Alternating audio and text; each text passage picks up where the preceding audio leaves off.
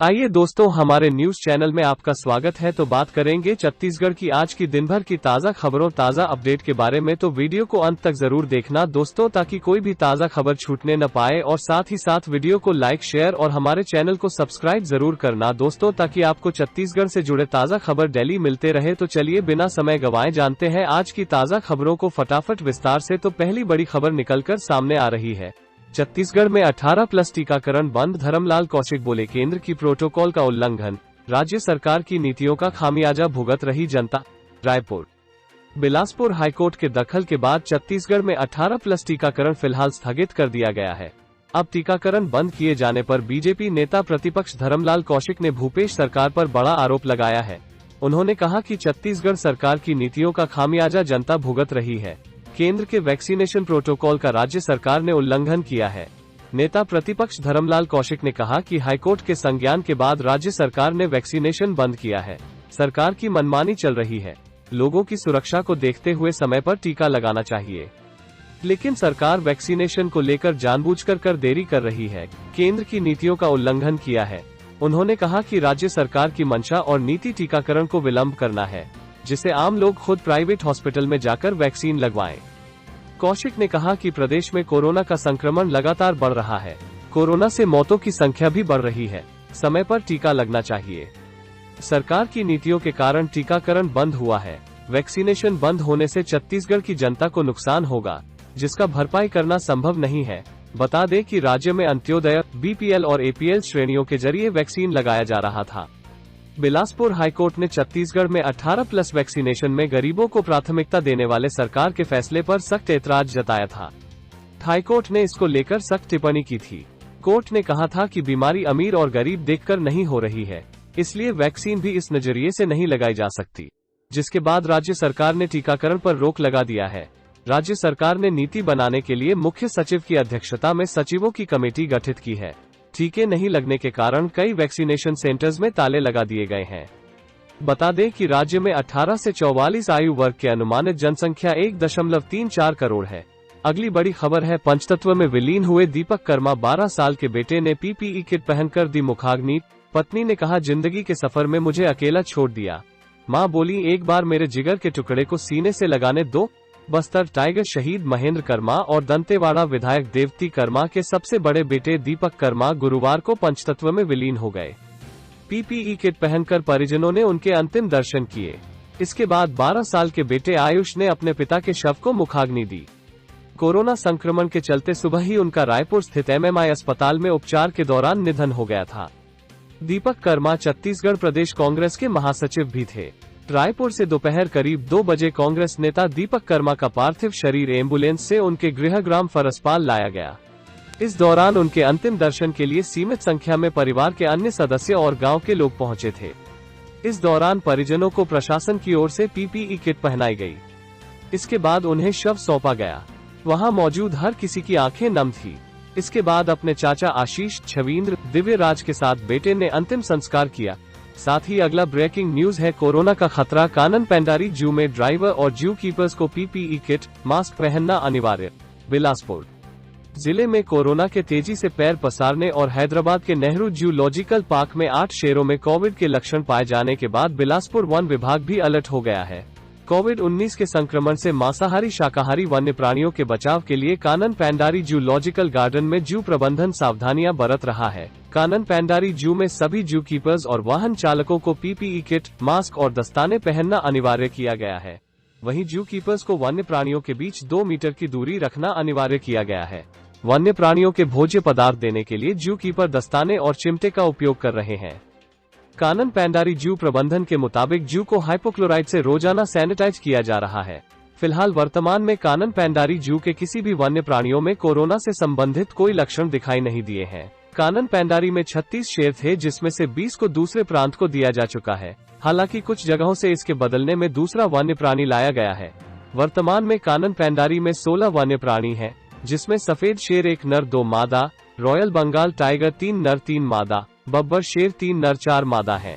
अगला अपडेट है। देश में फिर रिकॉर्ड तोड़ मरीज मिले। 24 घंटे में 4.12 लाख संक्रमितों की पहचान हुई। यह अब तक का सबसे बड़ा आंकड़ा। कल दुनिया में कोरोना से जान गंवाने वाला हर चौथा भारतीय था। देश में कोरोना की दूसरी लहर बेकाबू होती जा रही है।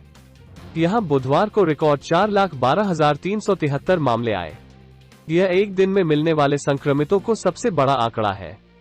नए मामलों के साथ मौतों के आंकड़े बढ़ने से लोगों की चिंता भी बढ़ती जा रही है। बीते दिन दुनिया में 14,278 लोगों की कोरोना की वजह से मौत हुई। इनमें 3,979 मौतें सिर्फ भारत में ही रिकॉर्ड की गईं। यानी दुनिया में महामारी की वजह से हुई हर चौथी मौत भारत में ही दर्ज की गई। हालांकि राहत की बात यह रही कि पिछले 24 घंटे में यहां 3,30,525 लोगों ने कोरोना की जंग जीत ली। वहीं प्रधानमंत्री नरेंद्र मोदी ने गुरुवार को देश में कोरोना के हालात का रिव्यू किया। इस दौरान उन्होंने स्वास्थ्य सेवाओं का रिव्यू किया। उन्होंने हॉस्पिटल बेड्स और दवाइयों की उपलब्धता की भी समीक्षा की। पीएमओ के मुताबिक रिव्यू के दौरान प्रधानमंत्री को उन 12 राज्यों के बारे में विस्तार से जानकारी दी गई, जहां एक्टिव केस 1 लाख से ज्यादा हैं। उन्होंने उन जिलों के बारे में भी बताया गया, जहां सबसे ज्यादा मौतें रिकॉर्ड की जा रही हैं। बने रहिए दोस्तों, अगला ब्रेकिंग न्यूज है। RT-PCR की नेगेटिव रिपोर्ट पर ही एंट्री, पर लक्षण दिखे तो होना पड़ेगा आइसोलेट।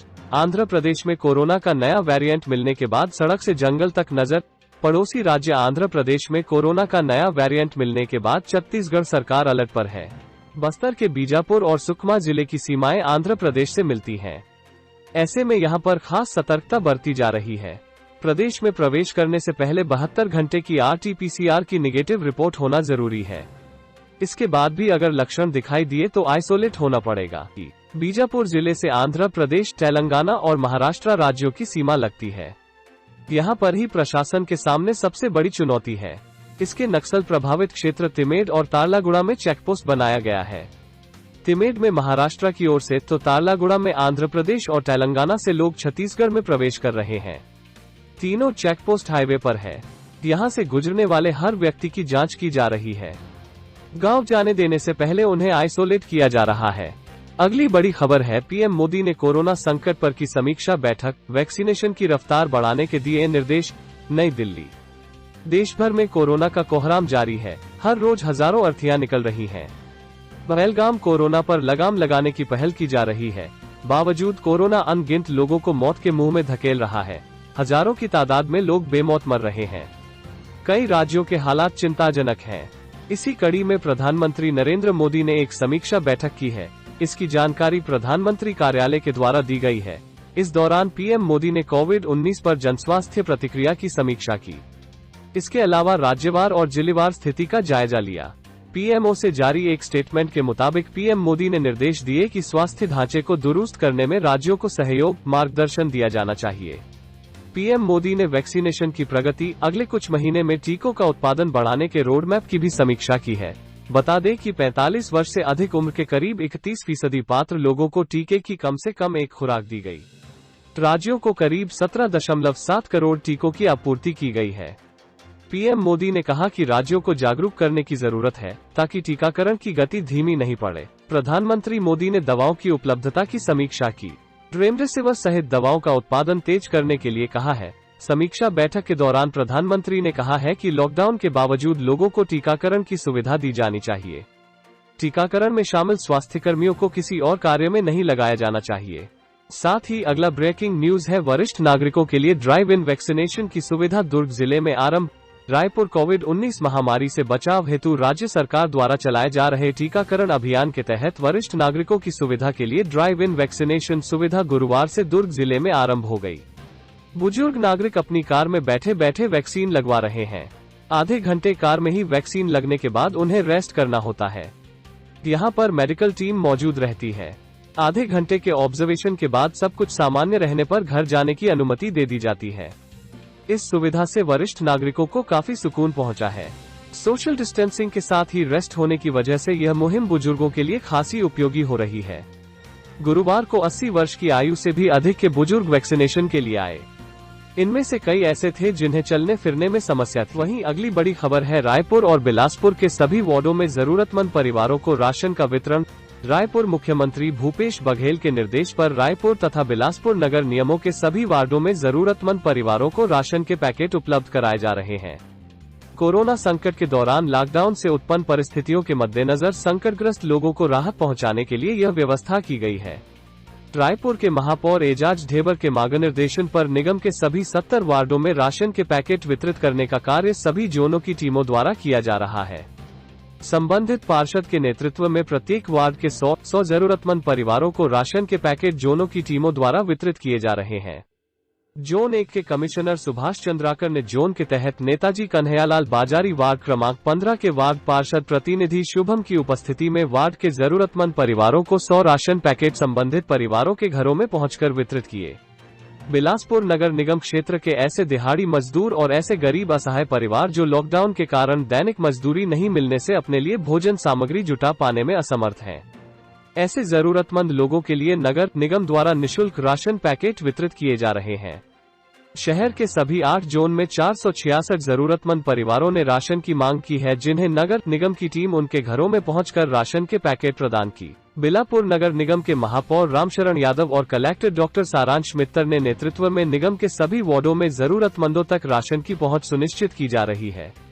लोगों द्वारा निगम द्वारा बताए गए फोन नंबर पर नाम पता नोट कराने पर घरों में राशन पहुंचाया जा रहा है। इसके लिए नगर निगम कर्मचारियों की ड्यूटी लगाई गई है। नेक्स्ट अपडेट है, कोरोना के नाम पर ऐसी नासमझी न करें। छत्तीसगढ़ में शराब में होम्योपैथिक दवा मिलाकर पीने से 8 लोगों की मौत, 5 अस्पताल में भर्ती, पूरी बस्ती की जांच हो रही। कोरोना से बचने के लिए कई लोग नासमझी वाले कदम उठा रहे हैं। छत्तीसगढ़ में बिलासपुर के एक गांव में कुछ युवकों ने महुए की कच्ची शराब के साथ होम्योपैथिक की ड्रोसेरा कफ सिरप मिलाकर पी ली। इससे 8 युवकों की मौत हो गई। 5 युवकों को CIMS अस्पताल में इलाज चल रहा है। घटना जिले के सिरगिट्टी इलाके के कोरमी धुरीपारा गांव की है। बताया जा रहा है कि बस्ती में इस होम्योपैथिक सिरप को कई परिवारों में इस्तेमाल किया जा रहा था, लेकिन युवकों ने इसे शराब में मिलाकर पी लिया, जिससे यह जानलेवा हो गया। जान गंवाने वालों में से 4 की मौत बुधवार सुबह हुई, जबकि 4 ने शाम तक दम तोड़ दिया। देर रात सूचना मिलते ही पुलिस गांव में पहुंची। गांव वालों ने पुलिस को एक साथ 4 युवकों की मौत की सूचना दी। इस पर थाना प्रभारी देर रात टीम के साथ गांव पहुंच गए।